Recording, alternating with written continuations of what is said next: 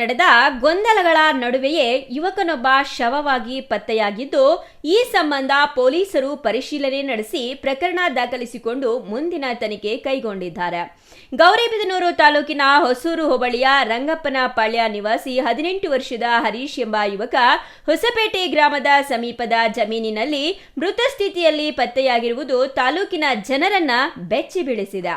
ಕುಟುಂಬದ ಮಾಹಿತಿಯಂತೆ ಹರೀಶ್ ಕಳೆದ ಹಲವು ವರ್ಷಗಳಿಂದ ಹೊಸಪೇಟೆ ಗ್ರಾಮದ ಯುವತಿಯೊಬ್ಬಳೊಂದಿಗೆ ಪ್ರೀತಿ ಮಾಡುತ್ತಿದ್ದ ಎನ್ನಲಾಗಿದೆ. ಆದರೆ ಇಬ್ಬರೂ ಅಪ್ರಾಪ್ತ ವಯಸ್ಸಿನವರಾಗಿದ್ದರಿಂದ ಈ ಸಂಬಂಧ ಎರಡೂ ಕುಟುಂಬಗಳ ನಡುವೆ ಭಿನ್ನಾಭಿಪ್ರಾಯಕ್ಕೆ ಕಾರಣವಾಗಿತ್ತು. ಕೆಲ ದಿನಗಳ ಹಿಂದೆ ಈ ವಿಚಾರ ಗೌರಿಬಿದನೂರು ಗ್ರಾಮಾಂತರ ಪೊಲೀಸ್ ಠಾಣೆ ಮೆಟ್ಟಿಲೇರಿದ್ದು, ಎರಡೂ ಕುಟುಂಬಗಳನ್ನ ಕರೆಸಿ ಪೊಲೀಸ್ ಅಧಿಕಾರಿಗಳು ಮಾತುಕತೆ ನಡೆಸಿ ರಾಜಿ ಮೂಲಕ ವಿವಾದವನ್ನ ಬಗೆಹರಿಸಿದ್ರು ಎಂದು ತಿಳಿದು ಬಂದಿದೆ. ಮೃತ ಹರೀಶ್ ತಂದೆ ಮಾತನಾಡಿ, ಈ ವಿಷಯಕ್ಕೆ ಸಂಬಂಧಿಸಿ ಗ್ರಾಮಾಂತರ ಪೊಲೀಸ್ ಠಾಣೆಯಲ್ಲಿ ರಾಜಿ ಮೂಲಕ ಬಗೆಹರಿಸಿಕೊಂಡಿದ್ದೆವು. ಠಾಣೆಯಿಂದ ಮನೆಗೆ ಬಂದ ನಂತರ ನನ್ನ ಮಗ ತುಂಬಾ ಮನನೊಂದಿದ್ದ. ಬಳಿಕ ಹೊಸಪೇಟೆ ಗ್ರಾಮದ ಯುವತಿ ಕುಟುಂಬಸ್ಥರಿಗೆ ಸಂಬಂಧಿಸಿದ್ದು ಎನ್ನಲಾದ ಜಮೀನಿನಲ್ಲಿ ಈ ದುರ್ಘಟನೆ ನಡೆದಿದೆ ಎಂದು ಕಣ್ಣೀರಿನೊಂದಿಗೆ ತಮ್ಮ ನೋವನ್ನ ಹಂಚಿಕೊಂಡಿದ್ದಾರೆ. ಓದ್ತಾ ಇದ್ರು ಇಲ್ಲಿ ಗೌರಿಬಿದನೂರಲ್ಲಿ, ಅವನು ಗೌರಿಬಿದನೂರಲ್ಲಿ ಓದ್ತಾ ಇದ್ದ, ಅವ್ರಿಗೂ ಗೌರಿಬಿದನೂರಲ್ಲಿ ಓದ್ತಾ ಇದ್ದ. ಅವನು ಲವ್ ಮಾಡಿದ್ರು ನನಗೆ ಗೊತ್ತಿಲ್ಲ.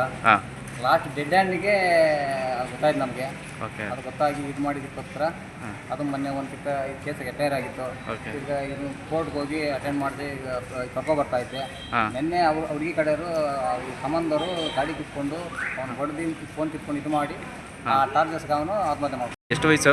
18 ತುಂಬಿ ಮೇಲೆ 7 ವರ್ಷ 7 ತಿಂಗಳಾಗಿದೆ. ಹೌದು. ಹುಡುಗಿ ಯಾವರವರು? ಹೊಸಕೋಟೆ. ಎಲ್ಲಿ ಬರೋದು ಅದು? ಅದೇ ಸರ್, ಗರ್ಭತಳ್ಳಿಯಿಂದ ನೆಕ್ಸ್ಟ್ ಸ್ಟಾಪು. ಯಾವ ಕಾಲೇಜಲ್ಲಿ ಓದ್ತಾ ಇದ್ದಿದ್ದು? ನನ್ನ ಮಗ ಇಲ್ಲಿ ಮಂಜುನಾಥ್ ITI. ಅವರಿಗೆ ಘಟನೆ ಮಾಹಿತಿ ತಿಳಿಯುತ್ತಿದ್ದಂತೆ ಗೌರಿಬಿದನೂರು ಗ್ರಾಮಾಂತರ ಠಾಣೆ ಪೊಲೀಸರು ಸ್ಥಳಕ್ಕೆ ಭೇಟಿ ನೀಡಿ ಪರಿಶೀಲನೆ ನಡೆಸಿದ್ರು. ನಂತರ ಮೃತದೇಹವನ್ನ ಗೌರಿಬಿದನೂರು ಸಾರ್ವಜನಿಕ ಆಸ್ಪತ್ರೆಗೆ ರವಾನಿಸಿ ಮರಣೋತ್ತರ ಪರೀಕ್ಷೆ ನಡೆಸಲಾಯಿತು.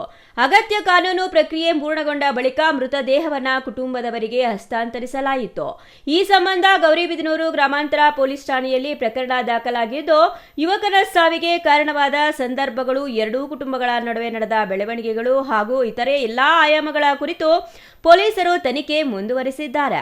ತನಿಖೆಯ ವರದಿ ಬಂದ ಬಳಿಕವೇ ಘಟನೆಯ ನಿಖರ ಹಿನ್ನೆಲೆ ಮತ್ತು ಸಾವಿಗೆ ಕಾರಣವಾದ ಅಂಶಗಳು ಸ್ಪಷ್ಟವಾಗಲಿವೆ. Manjunath, CTV news, Gauribidanur.